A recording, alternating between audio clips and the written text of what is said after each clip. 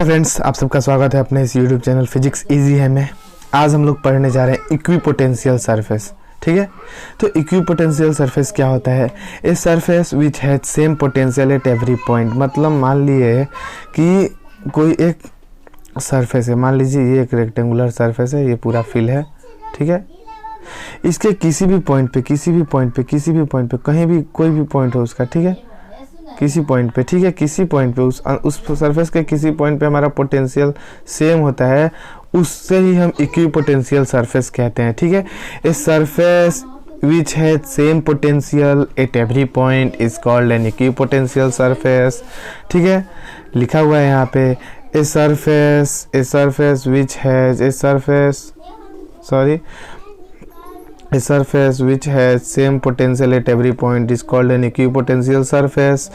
Since all the points of an equipotential surface are at the same potential, ठीक है, उस surface में किसी भी पॉइंट पे पोटेंशियल सेम है, therefore उसमें कोई work done in moving a test charge from one point to another point is zero.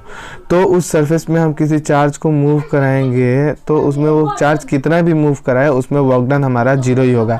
अब उसे हम प्रूफ कैसे करेंगे वो देखते हैं। तो देखिए, we know that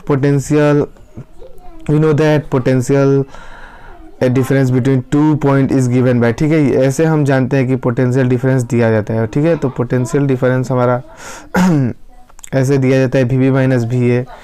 sir, work done by charge हमारा होता है पोटेंशियल डिफरेंस, हम लोगों ने पढ़ा है पोटेंशियल डिफरेंस में। तो पोटेंशियल डिफरेंस हमारा ये है। तो वर्क डन जब हमारा जीरो होगा, जब हमारा डब्ल्यू ए भी जीरो हो जाएगा, डब्ल्यू इक्वल टू जीरो हो जाएगा, तो हमारा V A minus V B भी हमारा जीरो हो जाएगा। ठीक है, V A minus V B चाहे V B minus V A, दोनों बात एक ही है। ठीक है, वी ए माइनस, ठीक है, मैं इस पर अच्छे से अभी लिख नहीं पा रहा हूँ। ठीक है, तो V B minus V A हमारा जो है वो जीरो हो गया। ठीक है,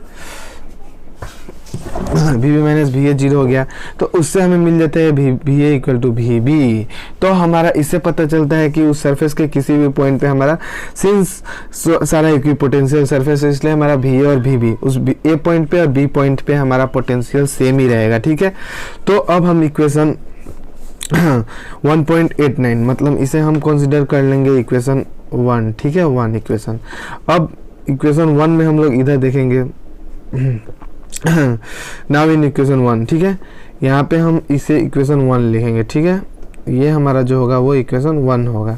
तो equation 1 become W A B by Q naught equal to zero. ठीक है, तो W A by Q V B minus V है हमारा, दोनों ये इक्वल है, इसलिए ये हमारा कैंसिल हो जाएगा। ठीक है, तो भी W A B by Q naught हमारा जीरो हो जाएगा। इससे हमें W A B equal to zero मिल जाता है। इससे हमें पता चलता है कि hence no work is done in moving a test charge between two potential on an equipotential surface, between two points on an equipotential surface. Equipotential surface से हम इस पॉइंट से इस पॉइंट पे अगर चार्ज को ले आ रहे हैं, यहाँ से यहाँ पे, यहाँ से यहाँ ले आइए, ए से हम बी तक ले जा रहे हैं, तो उसमें कोई वर्क डन नहीं होता। ठीक है, उसमें वर्क डन हमेशा हमारा जीरो होता है। तो इक्विपोटेंशियल सरफेस में हमारा वर्क डन क्या होता है? हमेशा जीरो होता है। उसमें सारे पॉइंट्स पे पोटेंशियल हमारा सेम रहता है। अब हम बात करते हैं प्रॉपर्टीज ऑफ इक्विपोटेंशियल सरफेस। तो इक्विपोटेंशियल सरफेस का हमारा प्रॉपर्टीज क्या होता है? तो सबसे पहला प्रॉपर्टी है हमारा no work is done in moving a test charge. ठीक है, sorry, no work is done in moving a test charge on an equipotential surface. हमारा इक्विपोटेंशियल सरफेस में हम कितना भी किसी एक चार्ज को मूव कराएं तो उसमें वर्क डन हमेशा हमारा जीरो ही होता है। अब बात करते हैं सेकेंड प्रॉपर्टी की। तो the electric field is always at right angle to equipotential surface. हमारा इक्विपोटेंशियल सरफेस पे हमेशा इलेक्ट्रिक फील्ड राइट एंगल में मतलब होता है। मतलब मान लीजिए ये हमारा एक इक्विपोटेंशियल सरफेस हो गया। ठीक है, इसे हम ऐसे इसके काट रखें। अब इसको बीच में से हमारा इलेक्ट्रिक फील्ड ऐसे क्रॉस हो रहा है। ठीक है, तो इलेक्ट्रिक फील्ड हमेशा हमारा इसके राइट एंगल में ही होता है। ठीक है, मान लो कि हमारा जो मोबाइल है, जो हमारा स्क्रीन है, इसके परपेंडिकुलर में हमारा इलेक्ट्रिक फील्ड होता है। ये हमारा इक्विपोटेंशियल सरफेस हमारा फ़ोन, और इसके परपेंडिकुलर में हमारा इलेक्ट्रिक फील्ड होता है। ठीक है, इसके परपेंडिकुलर में ये जितना भी डॉट दे रहा हूँ उसके डायरेक्शन में, मतलब हमारे मेरे डायरेक्शन में। ठीक है, मैं जिधर हूँ उधर, आप लोग को तो मैं दिखाई नहीं दे सकता। तो ये देखिए,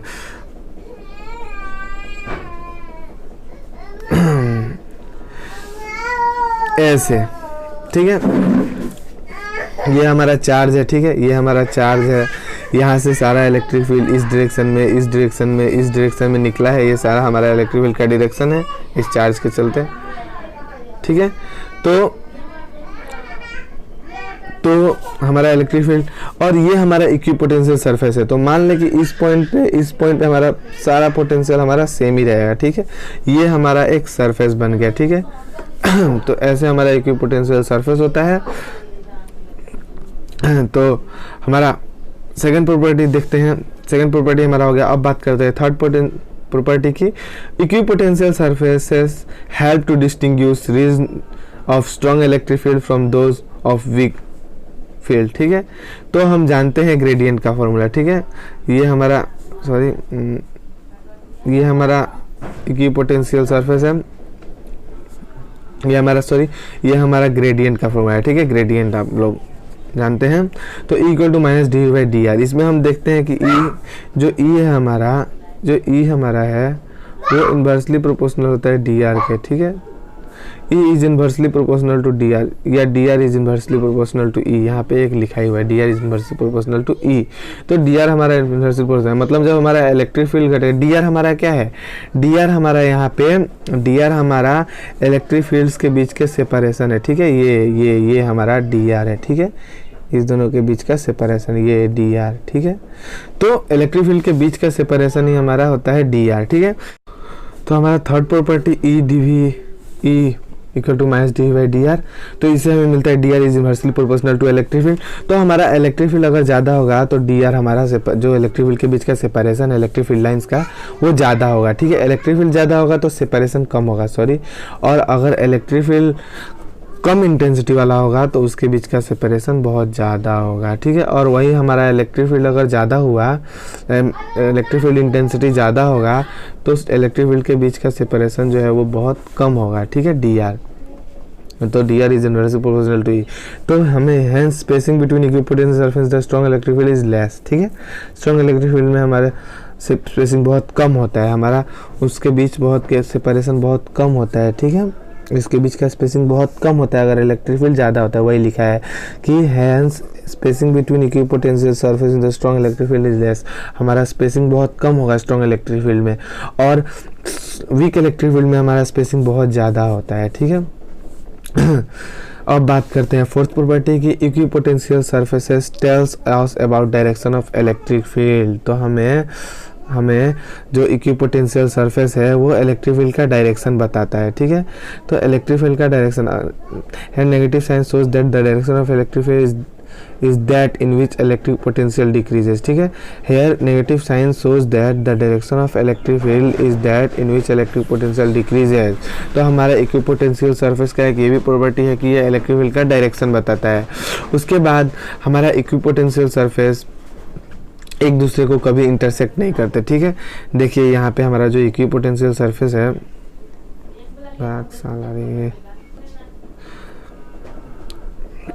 देखिए यहाँ पे हमारा जो इक्विपोटेंशियल सरफेसेस है, ये जो इक्विपोटेंशियल सरफेसेस है वो एक दूसरे को इंटरसेक्ट नहीं किए हैं, ठीक है। इक्विपोटेंशियल सरफेस यहाँ पे एरो से दिखाया गया, यहाँ ये सब इक्विपोटेंशियल सरफेसेस है। ये सब एक दूसरे को इंटरसेक्ट नहीं करते। अब इंटरसेक्ट क्यों नहीं करते, यहाँ पे इसका भी दिया हुआ है।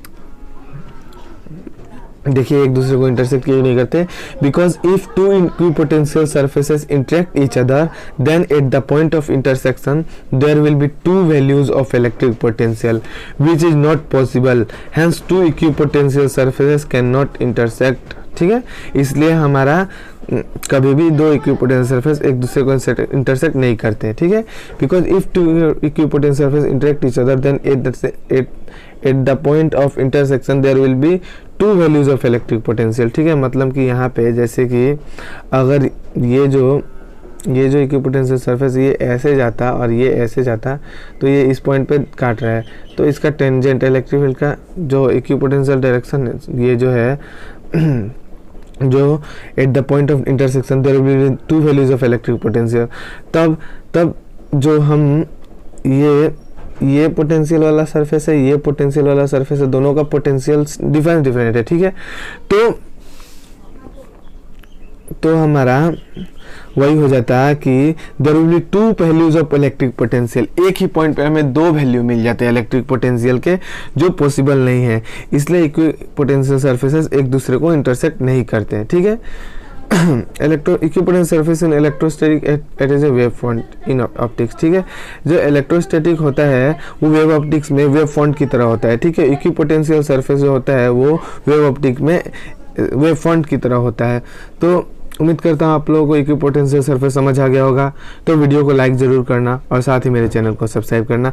अभी के लिए इतना ही, थैंक यू।